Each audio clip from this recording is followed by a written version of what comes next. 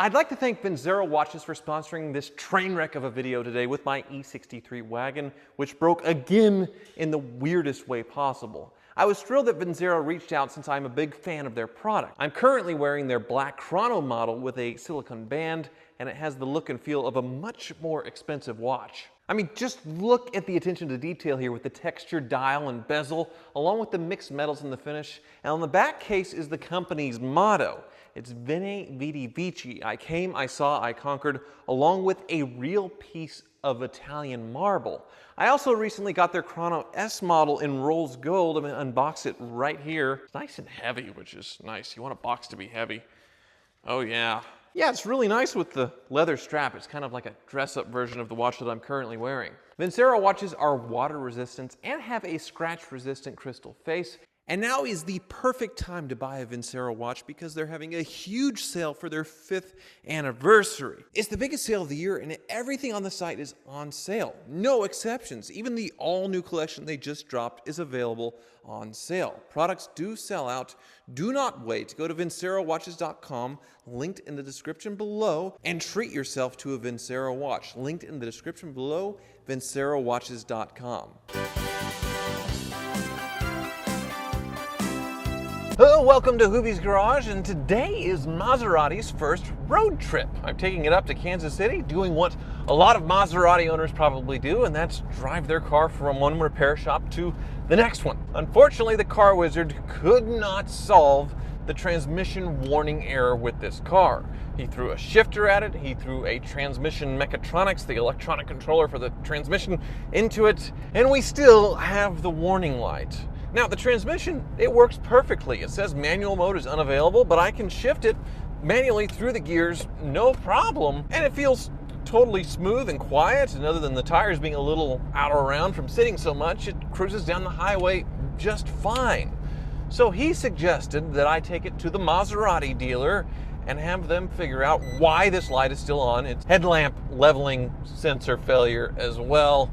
Basically, have them look it over. Maybe it just needs to be reset, shut up, or maybe it needs more looking into. The car wizard doesn't have the Maserati specific scan tool to really go into detail with this thing, so he would just be guessing, throwing parts at it, and we don't want him to do that, so maybe the Maserati dealer will be helpful. Hopefully I get a tech that knows what they're doing and not one that just says, transmission error, replace the transmission, because a lot of dealers nowadays are just kind of like that. They're not in the business of repairing things, they're in the business of replacing things. So fingers crossed there. But there is some good news. This Maserati dealer in Kansas City is also a Mercedes dealer.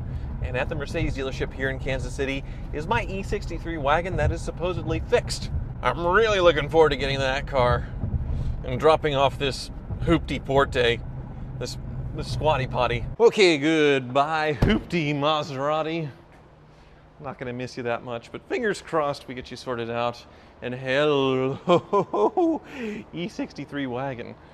It is all fixed, but still there are some other things wrong with it that the car wizard needs to look at. So we're going to drive it directly to the car wizard for his post-repair inspection. And since we are talking about everything wrong with this E63 Wagon, there is one thing that is wrong with AMG in general that I'm going to have to rant about. So sorry, rant time. Oh. All right, any error messages now?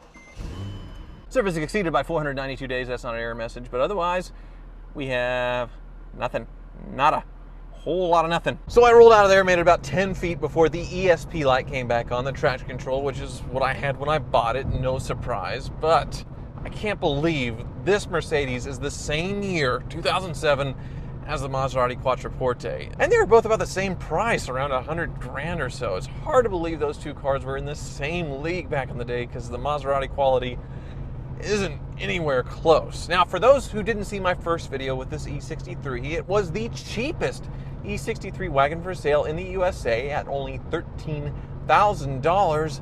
But, the big but, is it had 204,000 miles on it. Now, it had a few little issues when I picked it up just outside of New York City, but I wasn't too worried about it making the 1,200-mile trek back to Kansas. And I did make it back to Kansas, but not quite back to home. I was about 2.5 hours from home when the electronics went insane. My gauges quit working, and it wouldn't restart. So I had to take it to the nearest Mercedes dealer, and that's Aristocrat in Kansas City, and they quickly diagnosed it as a bad gateway computer.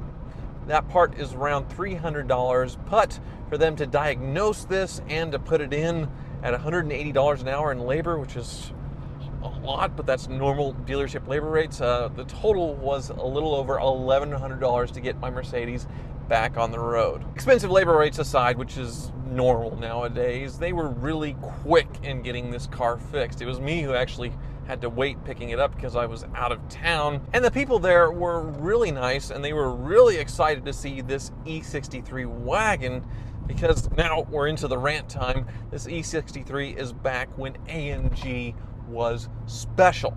AMG used to be a big deal when you saw that badge on the back of a Mercedes. The cars that they put out were hand-built and special.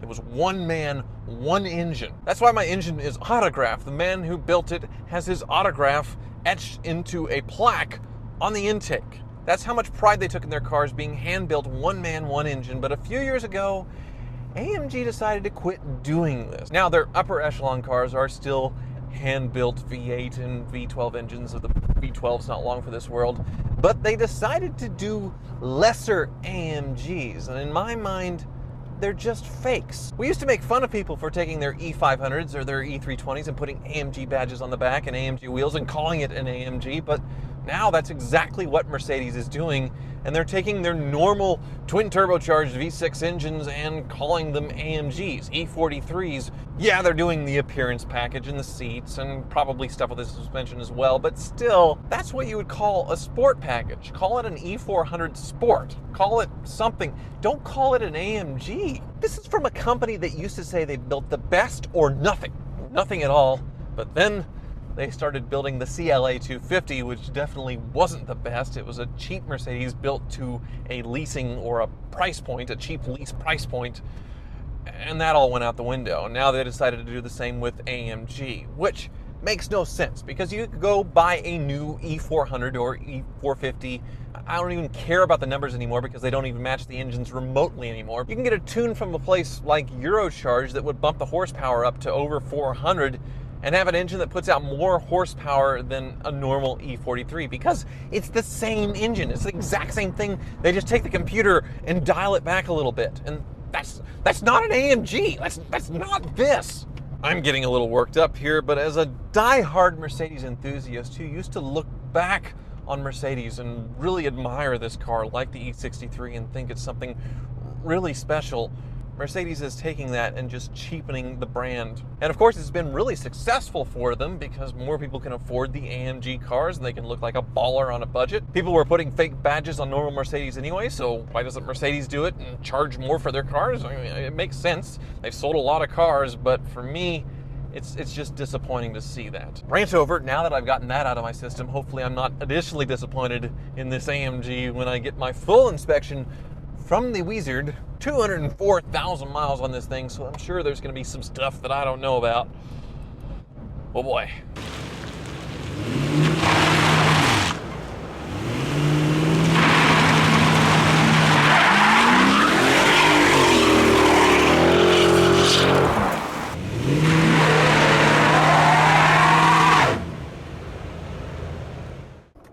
Wizard! What the hell are you doing? Wizard! I wanted to show you that my traction control isn't working. You couldn't have just told me that it wasn't working? Well, I thought I'd better demonstrate. There's burnout marks all over my parking lot now. It's character. Character? Sorry. I guess when fans come up, I can say, well, there's Hoovies burnouts. Yeah, their check engine light came on for me doing that, though. Uh-oh. Yes. So now I have ESP and check engine light. So maybe that wasn't the best idea. No, probably not. But look at it. Look! What? I've never seen one that Green. color. It's green. Oh, I yes. know it's green. Green E63 wagon. One of probably a dozen or so. I've never seen one in Yeah, my life. I've never seen an E63 wagon of this generation in person before until I bought this one. Super cool. Amazing. 204,000 miles though. That's a lot of miles. Yeah, yeah. So there's going to be stuff broken, and I already kind of broke something. Yeah, it looks like it. Well, shall we? Yeah, let's get it inside. Okay. Take a look at it.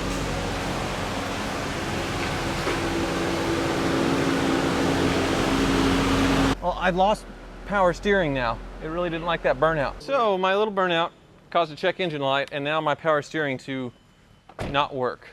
My little display of speed. So you're saying I should try the old turn off and back on again trick here? See if you get power steering again. Nope. No. Check engine light. I have power steering when I rev. When you rev? Mm-hmm.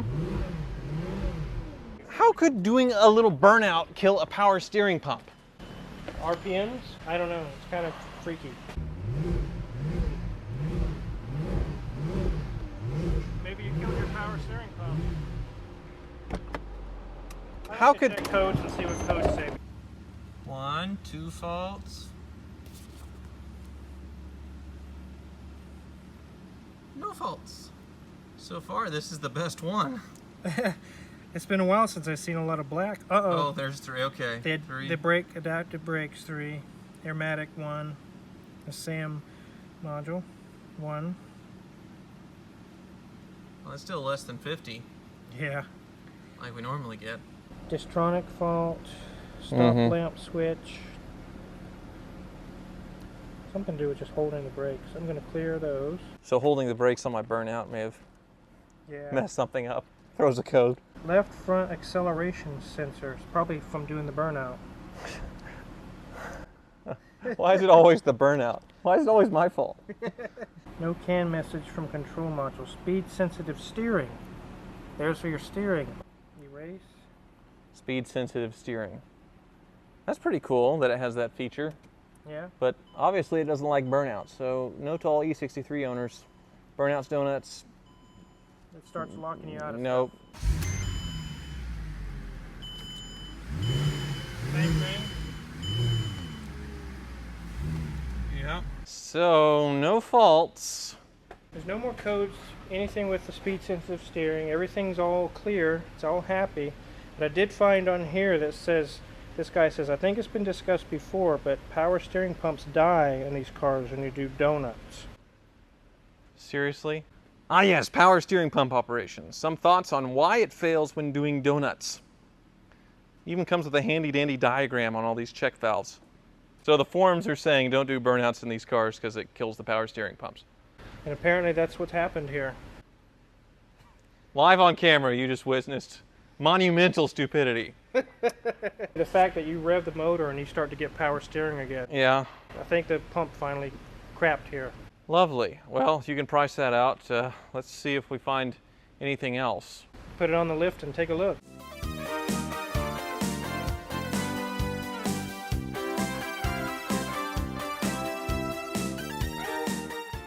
These brakes look like they've seen a better day. Yeah, you could probably use pads and rotors on this thing. At least on the front. Yeah. That's a lot of oil there, wizard. It's not the front main seal, it's all dry there. Good. Time to do the taste test. Well, it's got to be oil. You just tasted it because you wanted to. Okay. Oil, right? AC compressor's been recently replaced. Yeah, it's oil. You think it's just this pan? I think it's the upper pan. You can see it through here. Yeah, that's an upper pan. That's the expensive one. It's an expensive one. Yes. Uh-oh. Oh. Gonna need a ball joint there. The Conversation. transmission is dry. That's a good thing.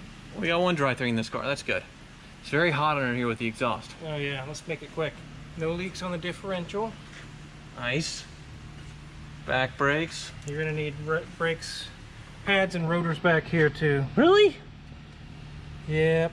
Well, I think we are both sweating. It's 100 degrees today. I'm actually looking forward to sitting down in your office for once. Not because of the bill, but because of the air conditioning. The air conditioning. Yes. Let's lower this thing down and go inside. It's gonna be bad. It's gonna be bad. Oh, it feels good in here. It's about to get a lot hotter. Yeah, I know. And what do you? Yes, you're always shopping for something, and this time it's in stock too. Flash sale, $23.9. for a Rolex Daytona. So, your ESP light that you're having issues with. Right, I bought it that way. It's just a brake switch. Really? $50 installed. That's amazing. That's amazing. It's amazing. Awesome. Then your ball joint issue, $200 parts and labor to install that. Okay, not too bad. Yeah. Your power steering pump that you Your instant karma out there. Instant karma. Yeah, that's a good way to describe it, because you did not like me doing that burnout, and it roached your power steering pump. yeah, donut. Yeah, half a donut, not even a full donut. They can get replaced parts and labor, $600. That burnout cost you $600. Oh man. Your upper oil pan that's leaking. That's a 12.5-hour job to get that oil pan on and reseal it. You're looking at $1,000 to fix your oil leak. Wow. Okay. Wow. And the last thing on the list is your brakes. AMG brakes are really expensive. I just remembered this. Oh. The Brembo rotors up front. Yeah, big 2-piece rotors on the front. Yes. $400 each. 400 each? 400 each. Wow. $800 for front rotors. Wow. The pads for those Brembo brakes are $280 for the pads. Wow. The rears are cheap. With labor and everything involved, you're looking at $1,700 for brakes. Almost $2,000 brake job. Okay. Your grand total, $3,750. $3,750. $3,750. Look at that. It's getting close. Yeah, not quite. $3,750 to sort out my E63. Well, I was thinking if I was $15,000 into this thing, I'd be sitting really well. Obviously, I've just gone above that. I tried to save myself a little money by driving home, but then it broke, so that was $1,100 to fix that computer. Yeah. And now we're talking $3,000-something $100. You know what? I can already tell. It's an old Mercedes. It's going to leak oil till the end of time and not be a problem. So let's not do the upper oil pan. Okay. But I have to do the brakes because they kind of feel like not good. So we'll do the brakes. We'll do the power steering. Do the brake switch, obviously. And then what else was on there? Power steering and ball joint. The ball joint. Yeah, ball joint. So we'll do those 4. Okay. Do those 4. I'll scratch off the oil pan. It brings you to 27. You always leave one thing broken, because if you leave that thing broken, then it kind of, if you fix everything, then the next round of things break. So if you leave one thing broken, then that stays the broken thing. At least that's my theory. Yeah. It works. Hopefully, this will be the final round of repairs on the E63, and then it'll give me a little bit of a honeymoon. Because this car is one of my heroes. I own one of my heroes, and it better not be one of those moments where you don't want to meet your heroes, right? You don't want to meet your heroes. Yeah. I've heard that. Thank you for watching. One donut. One donut. Are you kidding me?